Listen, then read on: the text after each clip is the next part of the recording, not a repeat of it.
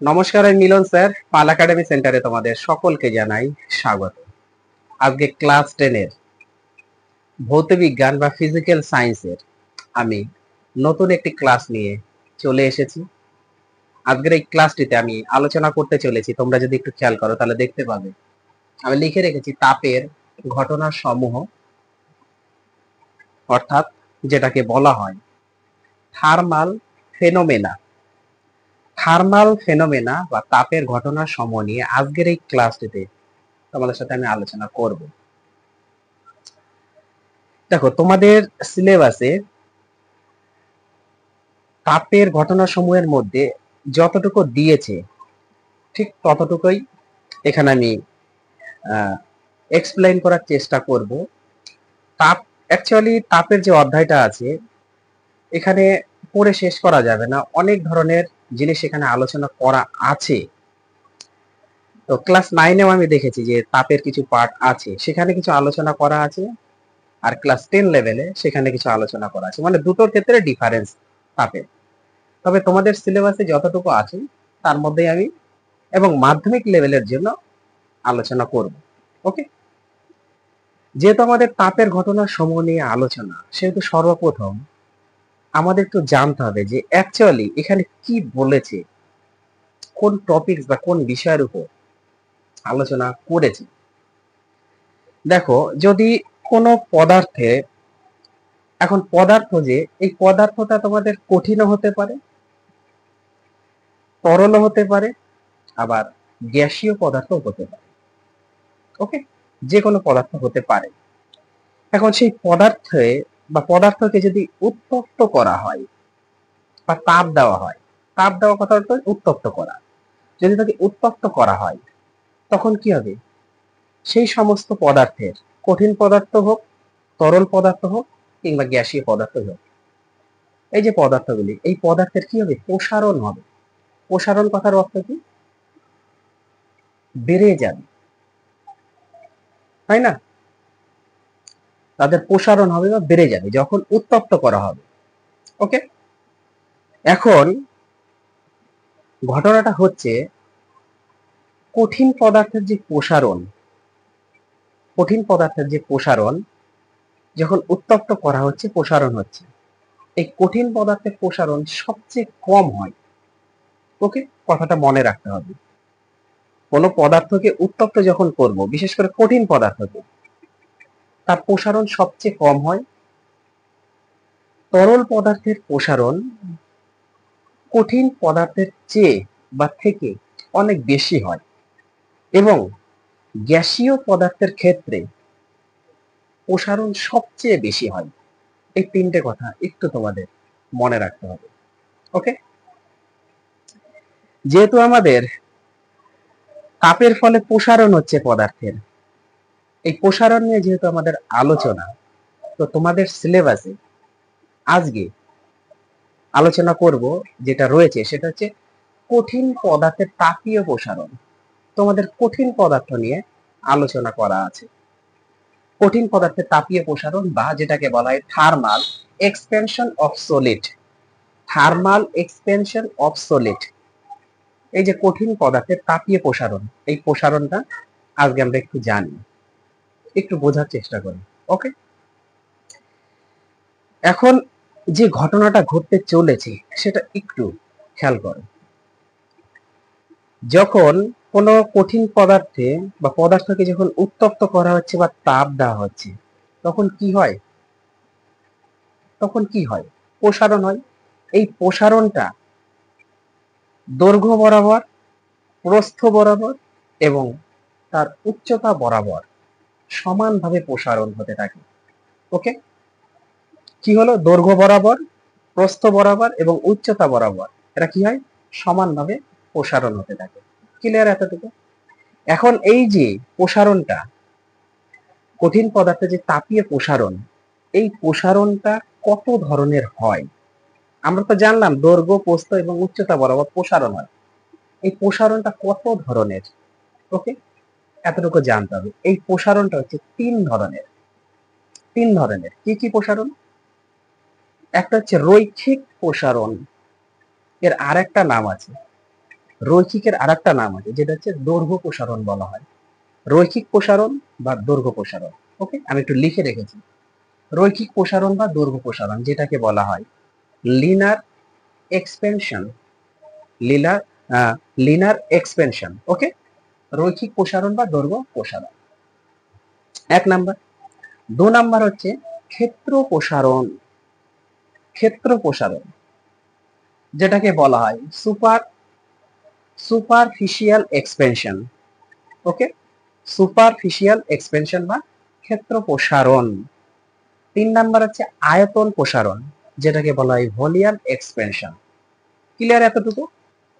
তাহলে এই যে কঠিন পদার্থ হচ্ছে তাপীয় প্রসারণ তিন ধরনের, রৈখিক প্রসারণ বা দৈর্ঘ্য প্রসারণ, ক্ষেত্র প্রসারণ এবং আয়তন প্রসারণ। এতটুকু আমরা জেনেছি, কিন্তু রৈখিক প্রসারণ বা দৈর্ঘ্য প্রসারণ কি এটা আমাদের জানতে হবে, বিষয়টা এখানে বুঝতে হবে।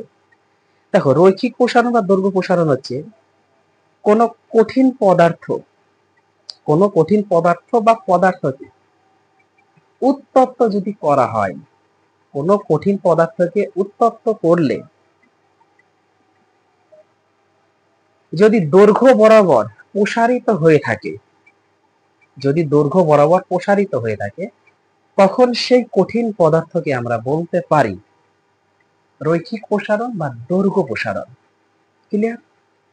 এবার যদি আমরা আসি ক্ষেত্র প্রসারণটা কি, সেম একইভাবে আমরা ভাষা এখানে ইউজ করব। কোন কঠিন পদার্থকে উত্তপ্ত করলে, কোন কঠিন পদার্থকে উত্তপ্ত করলে। ওকে, এতটুকু ক্লিয়ার? এইবার আসবে এই যে ক্ষেত্র প্রসারণ যে কথাটা আছে, এই ক্ষেত্র প্রসারণ কথার ক্ষেত্রে বা সংজ্ঞাটা যখন বানাবো তখন আমাদের এখানে আসবে একটু পৃষ্ঠতল। পৃষ্ঠতলের ক্ষেত্র যদি প্রসারিত হয়ে থাকে, পৃষ্ঠতলের ক্ষেত্র যদি প্রসারিত হয়ে থাকে, তখন ওই কঠিন পদার্থকে বলা হবে ক্ষেত্র প্রসারণ। ওকে, ক্ষেত্র প্রসারণ। তাহলে বোঝা গেল যে ক্ষেত্র প্রসারণ কি, কোন কঠিন পদার্থকে উত্তপ্ত করলে পৃষ্ঠতলের বা পৃষ্ঠের ক্ষেত্রে যদি প্রসারণ ঘটে সেই কঠিন পদার্থের, তাহলে তাকে আমরা বলতে পারি ক্ষেত্র প্রসারণ। ক্লিয়ার?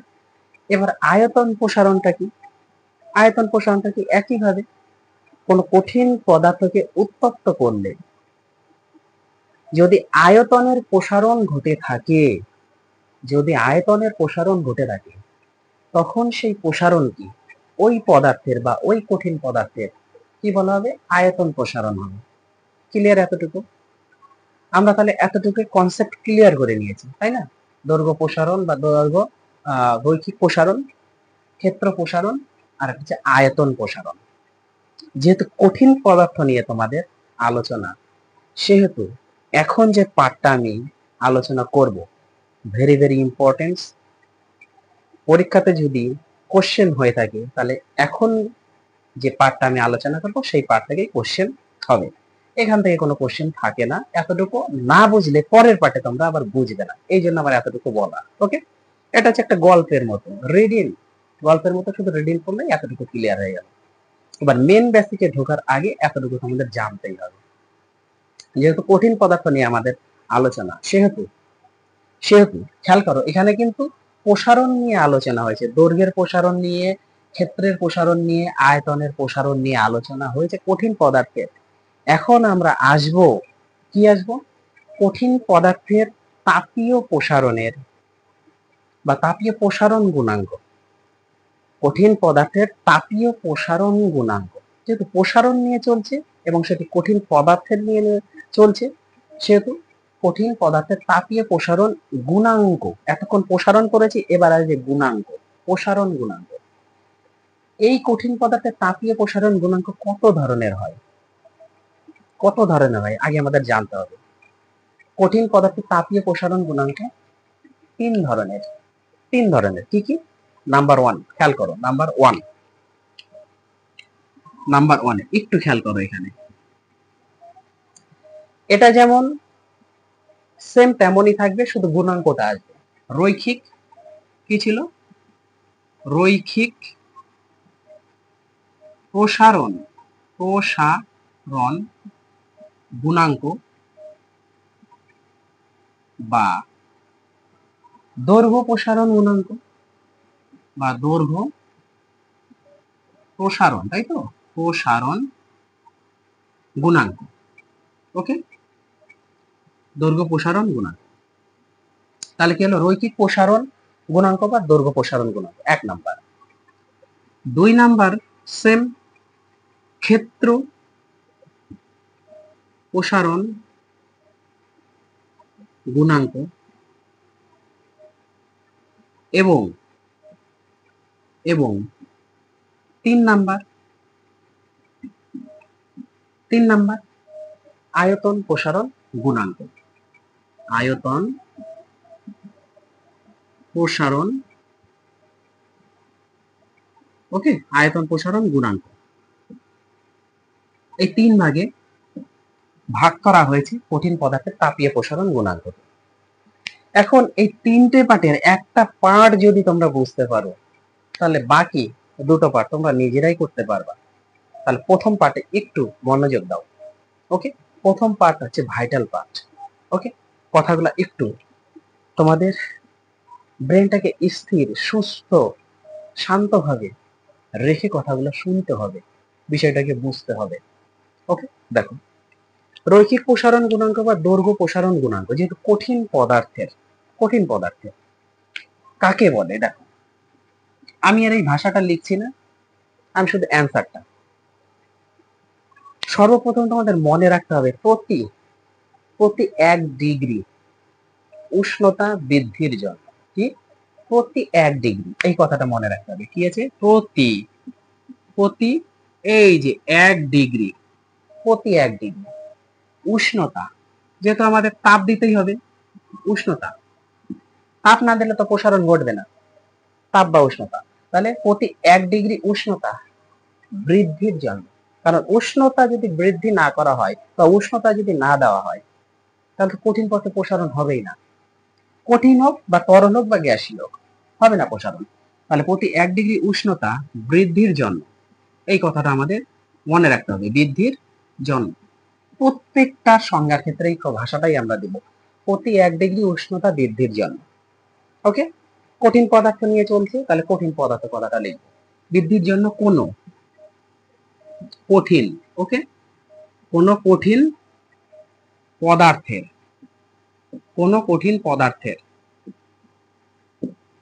এবার আসবে প্রতি, কোনো কঠিন পদার্থের প্রতি একক দৈর্ঘ্যে, মানে 1 দৈর্ঘ্যে, প্রতি একক দৈর্ঘ্যে, প্রতি একক কথার অর্থ হচ্ছে 1, প্রতি একক দৈর্ঘ্যে, কি বলে লিখলাম, প্রতি 1 ডিগ্রি উষ্ণতা বৃদ্ধির জন্য কোনো কঠিন পদার্থের প্রতি একক দৈর্ঘ্যে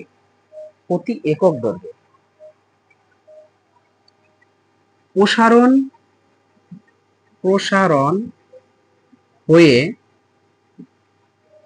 থাকলে তাকে ওই কঠিন পদার্থের, তাই না, তাকে কঠিন পদার্থের কি বলা হবে, দৈর্ঘ্য বা রৈখিক দৈর্ঘ্য প্রসারণ গুণাঙ্ক, ওকে, বলা হয়। দেখো, এই হচ্ছে তোমাদের সংজ্ঞা, বোঝা গেছে? আশা করি কোনো সমস্যা নাই। প্রতি 1 ডিগ্রি উষ্ণতা বৃদ্ধির জন্য, প্রতি 1 ডিগ্রি উষ্ণতা বৃদ্ধির জন্য কোনো কঠিন পদার্থে, যেহেতু কঠিন পদার্থে প্রসারণ হবে সেহেতু আমাদের কঠিন পদার্থের প্রতি একক দৈর্ঘ্য হচ্ছে একটা দৈর্ঘ্য, 1 দৈর্ঘ্য প্রসারণ হয়ে থাকলে, প্রতি একক দৈর্ঘ্যে প্রসারণ হয়ে থাকলে, প্রতি একক দৈর্ঘ্যে যদি প্রসারণ হয়ে থাকে, তাকে ওই কঠিন পদার্থের দৈর্ঘ্য প্রসারণ গুণাঙ্ক বা রৈখিক প্রসারণ গুণাঙ্ক বলা হয়ে থাকে। এই দৈর্ঘ্য প্রসারণ গুণাঙ্ক বা রৈখিক প্রসারণ গুণাঙ্ককে আলফা দ্বারা প্রকাশ করা হয়, এটা বলা হয় আলফা। ওকে, আলফা দ্বারা প্রকাশ করা হয়, এতটুকু মনে রাখতে হবে, একে আলফা দ্বারা প্রকাশ করা হয়। এখন দেখো, এর একটু গাণিতিক ব্যাখ্যা তোমাদের জানতে হবে। গাণিতিক ব্যাখ্যাটা কি, মনে করো T1 উষ্ণতায়, আমি এখান থেকে লিখছি। ওকে, মনে করো T1 উষ্ণতাতে কারণ উষ্ণতা না ছাড়া কি হবে, পদার্থের, কঠিন পদার্থের প্রসারণ হবে না। তাহলে T1 উষ্ণতায় যদি ওই কঠিন পদার্থটির প্রসারণ, দৈর্ঘ্য যেহেতু বলেছি তাহলে আমরা এল ধরি, L1 হয়, মানে T1 উষ্ণতায়, এটা হচ্ছে উষ্ণতা, ওকে, এটা হচ্ছে উষ্ণতা, আর এটা হচ্ছে প্রসারণ, প্রসারণ হচ্ছে দৈর্ঘ্য, ঠিক আছে, এটা হচ্ছে প্রসারণ, প্রসারণ হচ্ছে যেটা হচ্ছে দৈর্ঘ্যে আমরা লিখছি, এল কে হচ্ছে দৈর্ঘ্য হিসাবে ধরেছি, কারণ প্রতি একক দৈর্ঘ্যে। তাহলে T1 উষ্ণতায় ওই কঠিন পদার্থের দৈর্ঘ্য প্রসারণ যদি হয় L1, এবং T2 উষ্ণতাতে যদি ওই কঠিন পদার্থের দৈর্ঘ্য প্রসারণ হয় L2, ওকে, L2 যদি হয়, তাহলে সেক্ষেত্রে দৈর্ঘ্য প্রসারণের পার্থক্যটা কত? দৈর্ঘ্য প্রসারণের পার্থক্য দেখো, দৈর্ঘ্য প্রসারণের পার্থক্যটা দেখো, বলো দৈর্ঘ্য প্রসারণের পার্থক্য। অবশ্যই L2 থেকে আমাদের L1 বাদ যাবে, L2 থেকে L1 বাদ যাবে, এটা হচ্ছে দৈর্ঘ্য প্রসারণের পার্থক্য। এবং উষ্ণতার পার্থক্যটা কত হবে দেখো, আমি একটু এখানে লিখি, উষ্ণতার পার্থক্য কত হবে? অবশ্যই T2 থেকে T1, এটা হচ্ছে উষ্ণতার পার্থক্য, এটা হচ্ছে দৈর্ঘ্য প্রসারণের পার্থক্য। ক্লিয়ার এতটুকু? যদি হয়ে থাকে তাহলে এই যে আলফা মানে হচ্ছে রৈখিক প্রসারণ গুণাঙ্ক কত হবে, বা দৈর্ঘ্য প্রসারণ গুণাঙ্ক কত হবে। তাহলে আলফা মানে হচ্ছে রৈখিক প্রসারণ গুণাঙ্ক বা দৈর্ঘ্য প্রসারণ গুণাঙ্ক। সেক্ষেত্রে আমাদের হবে আলফা ইকুয়াল টু, এই আলফা ইকুয়াল টু কি হবে, দৈর্ঘ্যের পরিবর্তন বা দৈর্ঘ্যের যে পার্থক্য ছিল, দৈর্ঘ্য প্রসারণের যে পার্থক্য, সেটা হচ্ছে উপরে L2 minus L1, L2 minus L1, বোঝা গেল? এটা হচ্ছে দৈর্ঘ্য প্রসারণের পার্থক্য বাই প্রাথমিক যে দৈর্ঘ্য প্রসারণ ছিল, প্রথমে যে দৈর্ঘ্যের প্রসারণ ছিল, এটা টি না, এটা এল, তার মানে হচ্ছে L1, বোঝা গেল? উপরে থাকবে দৈর্ঘ্য প্রসারণের পার্থক্য বাই নিচে থাকবে প্রাথমিক দৈর্ঘ্য প্রসারণ ইনটু এই যে উষ্ণতার পার্থক্য, তার মানে T2 মাইনাস T1। এই হচ্ছে আমাদের ক্যালকুলেশন, এখন এখান থেকে যদি আমরা আরেকটু মডিফাই করি তাহলে সেক্ষেত্রে কি দাঁড়াচ্ছে দেখো, আমরা যদি কোনাকুনি যদি একটু গুণ করে দিই, তাহলে এই পদটা আগে আসবে, L2 মাইনাস L1 আগে আসবে, ইকুয়াল টু আলফা ইন্টু এটা হচ্ছে L1, তার সাথে আমাদের গুণ হিসাবে আছে T2 মাইনাস T1, তাই না? এখন L1টাকে যদি আমরা ওই দিকে নিয়ে যাই তাহলে কি ঘটনা দাঁড়াচ্ছে, এটা হচ্ছে L2 থাকবে equal to alpha into L1 into T2 minus T1, আর L1টাকে যদি ওইদিকে নিয়ে যাই তাহলে প্লাস L1 হবে। পরের লাইনে আমরা L2 ইকুয়াল টু কত পাচ্ছি, আমরা কত পাচ্ছি, এখানে L1টা আমরা কমন নিয়ে নিই, তাহলে থাকবে কি, এই L1টা যদি আমরা কমন নিয়ে নিই এখান থেকে, দুটোর মধ্যে আছে, তাহলে এখানে 1 থাকবে, 1টা আগে লিখি আমরা, বোঝা গেল? এই 1টাকে আগে লিখলাম, প্লাস এখানে আলফা, তার সাথে আমাদের গুণ হিসাবে থাকবে কি T2 মাইনাস T1, ওকে, বোঝা গেল? এই হচ্ছে তোমাদের রৈখিক প্রসারণ গুণাঙ্কে বা দৈর্ঘ্য প্রসারণ গুণাঙ্কে ক্যালকুলেশন। এই জিনিসটা তোমাদের মনে রাখতে হবে। এখন এই আলফার একক আছে, রৈখিক প্রসারণ গুণাঙ্কের এককটা কি, আলফা একক হচ্ছে ডিগ্রি সেন্টিগ্রেড ইনভার্স অথবা কেলভিন ইনভার্স অথবা ডিগ্রি ফারেনহাইট ইনভার্স। তিনটার ক্ষেত্রে একক সেম। তুমি রৈখিক প্রসারণ গুণাঙ্ক বা দৈর্ঘ্য প্রসারণ গুণাঙ্কই বলো, এর এককও সেম থাকবে, ক্ষেত্র প্রসারণ গুণাঙ্কের এককও সেম থাকবে, এবং আয়তন প্রসারণ গুণাঙ্ক সেম থাকবে। প্রত্যেকটা একক ডিগ্রি সেন্টিগ্রেড ইনভার্স বা কেলভিন ইনভার্স বা ডিগ্রি ফারেনহাইট ইনভার্স। ক্লিয়ার এতটুকু? এই পার্টটা যদি বুঝতে পারো তাহলে এই পার্ট তোমাদের একদম সিম্পল হয়ে যাবে। কিভাবে দেখো, ক্ষেত্র প্রসারণ গুণাঙ্ক কি, সেম ভাষা দিব। প্রতি 1 ডিগ্রি উষ্ণতা বৃদ্ধির জন্য কোনো কঠিন পদার্থের একদম সেম প্রতি একক, এটা দৈর্ঘ্য ছিল জন্য দৈর্ঘ্য দিয়েছি, তাহলে এটা হচ্ছে ক্ষেত্র আছে, তাহলে প্রতি একক ক্ষেত্রে ক্ষেত্র প্রসারণ হয়ে থাকলে, প্রতি একক ক্ষেত্রের প্রসারণ হয়ে থাকলে, এখানে ক্ষেত্র মানে হচ্ছে ক্ষেত্রের, প্রতি একক ক্ষেত্রে প্রসারণ হয়ে থাকলে তাকে ওই কঠিন পদার্থের কি হবে, ক্ষেত্র প্রসারণ গুণাঙ্ক বলা হবে। ক্ষেত্র প্রসারণ গুণাঙ্ক বলা হবে। ক্লিয়ার? এবং এই ক্ষেত্র প্রসারণ যে গুণাঙ্ক, এই ক্ষেত্র প্রসারণ গুণাঙ্ককে বলা হয় কি বলা হবে, আলফা। সরি, এটা যদি আলফা হয় তাহলে ক্ষেত্র প্রসারণ গুণাঙ্ক এটা হচ্ছে বিটা দ্বারা প্রকাশ করা হয়। এটা হচ্ছে বিটা দ্বারা প্রকাশ করা হয়, ক্ষেত্র প্রসারণ গুণাঙ্ক বিটা দ্বারা, আর এটাকে হচ্ছে আলফা দ্বারা। ওকে, বিটা দ্বারা। আর আয়তন প্রসারণ গুণাঙ্ক হচ্ছে গামা দ্বারা প্রকাশ করা হয়। বিটা দ্বারা প্রকাশ করা হয়। সেম ভাবে ক্যালকুলেশনে তোমাদের আসতে হবে, সেম ক্যালকুলেশনে আসতে হবে। মনে করি টিয়ন উষ্ণতায় ক্ষেত্র প্রসারণ, ক্ষেত্র যেহেতু আমাদের, তাহলে এটা সারফেস এস ধরবো আমরা, ক্ষেত্র প্রসারণ, তাহলে এই ক্ষেত্রে আমরা যদি একটু এস ধরি, হ্যাঁ, এখানে কোন কালারটা দেওয়া যায়, মনে করো আমরা এস দিলাম, একটু ছোট করে এখানে লিখি, ঠিক আছে? তাহলে টি অনে যদি হয় এস অন, তাহলে টি টু তে হবে কি এস টু। সেম ভাষা, একই ভাষা, এই ভাষাটাই। টি অন উষ্ণতায় ক্ষেত্র প্রসারণ এস অন, আবার টি টু উষ্ণতায় ক্ষেত্র প্রসারণ এস টু। ক্ষেত্রে এস ধরবো কারণ সারফেস। তাহলে এটার মধ্যে আমাদের ক্ষেত্রের যে পার্থক্যটা থাকবে, মানে প্রসারণের পার্থক্য কি হবে, S two minus S one থাকবে, S two minus S one. আর উষ্ণতা তো সেম, এখানে যা আছে এটাও তাই হবে, এখানে যা ছিল এটাও তাই হবে, সেম। এতটুকু ক্লিয়ার? যদি হয়ে থাকে, এখানে যেমন আলফা সমান সমান আমরা লিখেছি, আলফা সমান সমান লিখেছি, সেম তোমাদের আসবে বিটা সমান সমান, বিটা সমান সমান সেম একই ক্যালকুলেশন। বিটা সমান সমান কি হবে, যেহেতু আমার জায়গার একটু শর্টেজ, তো আমি এই পার্টটা একটু মুছে দিই। ওকে, আই থিঙ্ক বেটার হবে তোমাদের পক্ষে। আমি একটু মুছে দিই, তোমরা একটু স্ক্রিনশটটা করে নাও, তাহলে বেস্ট হবে। স্ক্রিনশটটা একটু মারো। চলো এবার একটু আমি মুছি, আমি এগুলো একটু মুছে দিই। হ্যাঁ, এগুলো একটু মুছে দিই।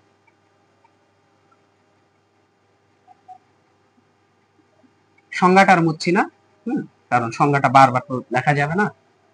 চলো, তাহলে আমাদের কি ছিল, বিটা, তাই তো? দেখো বিটা, তাহলে আমরা কি লিখতে পারি এখানে, ক্ষেত্র প্রসারণ গুণাঙ্ক, কিন্তু দেখো ক্ষেত্র প্রসারণ গুণাঙ্ক, ক্ষেত্র প্রসারণ গুণাঙ্ক, ওকে, ক্ষেত্র প্রসারণ গুণাঙ্ক মানে বিটা, আমি এখানে লিখছি। ওকে, অন্য কালার দিয়ে লিখি বিটা। তার মানে এই বিটা ইকুয়াল টু আমাদের কি হতো, উপরে থাকতো কি আমাদের সারফেসের পার্থক্য, সারফেস মানে হচ্ছে কি, মানে ক্ষেত্র প্রসারণের যে পার্থক্য সেটা কিন্তু আমাদের এস টু ছিল, S two minus S one হতো, বাই প্রাথমিক ক্ষেত্রের প্রসারণ হচ্ছে এস ওয়ান, ইন্টু তার সাথে আমাদের উষ্ণতার পার্থক্যটা আমাদের বসিয়ে দিতে হবে। বোঝা গেল? সেম ভাবে একই ক্যালকুলেশন, যদি কোনাকুনি গুণ করি তাহলে S two minus S one আসবে ইকুয়াল টু, এখানে আমাদের থাকবে beta into S one into T two minus T one থাকবে। এখান থেকে এস টু বের করলে আমাদের এদিকে এস ওয়ানটাকে আগে লিখে নিই, এই এস ওয়ানটা প্লাস এখানে beta into S one into T two minus T one থাকবে। ক্লিয়ার? তাহলে এস টু ইকুয়াল টু আমাদের এস ওয়ানটা এখানে কমন নিয়ে নিই, তাহলে ওয়ান প্লাস বিটা থাকবে, তার সাথে আমাদের এটা থার্ড ব্র্যাকেট দিয়ে দিই, এখানে টি টু মাইনাস টি ওয়ান। এটা হচ্ছে আমাদের ক্ষেত্র প্রসারণ গুণাঙ্কের সমীকরণ। বোঝা গেল? সেম ভাবে এর একক এককটা সেম জিনিস, আমি বারবার বলছি এর একক ডিগ্রি সেন্টিগ্রেড ইনভার্স বা কেলভিন ইনভার্স বা ডিগ্রি ফারেনহাইট ইনভার্স, তিনটার ক্ষেত্রে একক সেম। ক্লিয়ার? এইবার আসি আমরা তো 3 নাম্বার, ভলিউম, তাই না? তাহলে আয়তন প্রসারণ গুণাঙ্ক কি? সেম, এই ভাষাটাই দিতে হবে। প্রতি 1 ডিগ্রি উষ্ণতা বৃদ্ধির জন্য কোনো কঠিন পদার্থের প্রতি একক আয়তনের যে প্রসারণ হয়ে থাকে, প্রতি একক আয়তনের যে প্রসারণ হয়ে থাকে তাকে বলা হয় ওই কঠিন পদার্থের আয়তন প্রসারণ গুণাঙ্ক। সেম ভাবে ওই একই ভাষা দিতে হবে তোমাদের। কি দিতে হবে? যে T1 উষ্ণতায় প্রথমে আয়তন যদি V1 হয়, আবার T2 উষ্ণতায় আয়তন যদি V2 হয়, তাহলে সেক্ষেত্রে ভলিউম বা আয়তন প্রসারণের পার্থক্য কত হবে? V2 minus V1, V2 minus V1, আর উষ্ণতা তো হবেই T2 মাইনাস T1, আর এটাকে হচ্ছে গামা দ্বারা প্রকাশ করা হয়, আয়তন প্রসারণ গুণাঙ্ককে গামা দ্বারা। তাহলে আমরা সরাসরি এখন লিখে দিতে পারি যে গামা ইকুয়াল টু কি হচ্ছিল? তাহলে গামা ইকুয়াল টু হবে একদম সরাসরি লিখি, এখানে হচ্ছে V2 মাইনাস V1 বাই, এখানে কে থাকবে? প্রাথমিক মানে প্রথম যে আয়তন প্রসারণ সেটা হচ্ছে V1 ইন্টু তার সাথে আমাদের T2 মাইনাস T1, এটাই থাকবে। এখন এখান থেকে যদি আমরা ক্যালকুলেশন করি তাহলে আমাদের V2 ইকুয়াল টু এসে দাঁড়াবে, V1 টা কমনে থাকবে 1 প্লাস থার্ড ব্র্যাকেট দিই 1 প্লাস, এটা হচ্ছে আমাদের গামা থাকবে, তার সাথে আমাদের কি থাকবে? T2 minus T1। এটা হচ্ছে ক্যালকুলেশন, ওকে। এরও সেম একক, এটাই একক বারবার বলার দরকার নেই।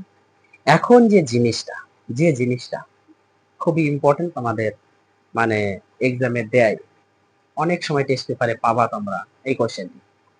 এই যে রৈখিক বা দৈর্ঘ্য প্রসারণ গুণাঙ্ক যেটা হচ্ছে আলফা, খেয়াল করো আলফা, তারপরে কি ছিল? ক্ষেত্র প্রসারণ গুণাঙ্ক বিটা, এবং আয়তন প্রসারণ গুণাঙ্ক গামা। তাহলে আলফা বিটা গামা এই তিনজনের মধ্যে সম্পর্ক আছে একটা। কি সম্পর্ক? সম্পর্কটা একদম মুখস্থ করে ফেলবা। সম্পর্কটা হচ্ছে আলফা সমান সমান তোমাদের এটা ছিল যেটা বিটা বাই 2, আলফা সমান সমান বিটা বাই 2 সমান সমান গামা বাই 3। এই সম্পর্কটা খুবই ইম্পর্টেন্ট একটা সম্পর্ক। আলফা সমান সমান বিটা বাই 2 সমান সমান gamma by 3, very very important. এই জিনিসটা একটু তোমরা মনে রাখার চেষ্টা করবা। এবং আর একটা কথা, একদিনের চ্যাপ্টারটা শেষ করা সম্ভব নয়, এতটুকু আগে ক্লিয়ার করো, তারপরে আমি আবার আলোচনা করব। তো শেষ করার আগে আমি আর একটা কথা বলে নিই, তোমাদের বইয়ের পেজ নাম্বার 29 আছে, 29 নাম্বার পেজে আমি যে আলফাটা বের করলাম রৈখিক প্রসারণ গুণাঙ্ক বা দৈর্ঘ্য প্রসারণ গুণাঙ্কে, দেখবে সুন্দরভাবে একটা চার্ট আছে। ওই চার্টের মধ্যে দেখবে যে পিতল, তামা, লোহা, অ্যালুমিনিয়াম, ইস্পাত, ইলভার এগুলো লেখা আছে। হ্যাঁ, এবার পিতলের দৈর্ঘ্য প্রসারণ গুণাঙ্কের মান কত, এগুলা একটু এক ঝলক দেখার চেষ্টা করবা। বইয়ের মধ্যে সুন্দরভাবে দেওয়া আছে, এখানে বোঝানোর কিচ্ছু নেই, এগুলো মুখস্থই করতে হবে। ওকে। আর একটা আছে তোমাদের আয়তন প্রসারণ গুণাঙ্কের ক্ষেত্রে আর একটা চার্ট আছে, অ্যালুমিনিয়াম, ব্রাশ, স্টিল, ইনভার, কাঁচ, পারদ। এই যে ছকের মধ্যে মানগুলা, এই মানগুলা একটু প্লিজ দয়া করে তোমরা মনে রাখার চেষ্টা করবে, বিষয়টা একটু মুখস্থ করার চেষ্টা করবে। এখানে বোঝানোর কিচ্ছু নেই, যতটা বোঝানোর আমি বুঝিয়ে দিয়েছি। ক্লাসটা একটু দেখো, গুরুত্ব দিয়ে মনোযোগ দিয়ে দেখো, তোমাদের ক্লিয়ার হয়ে যাবে আশা করি। তাহলে আমি আজকের মতো এখানে শেষ করছি, আবার আসছি তোমাদের সাথে পরবর্তী পার্ট নিয়ে।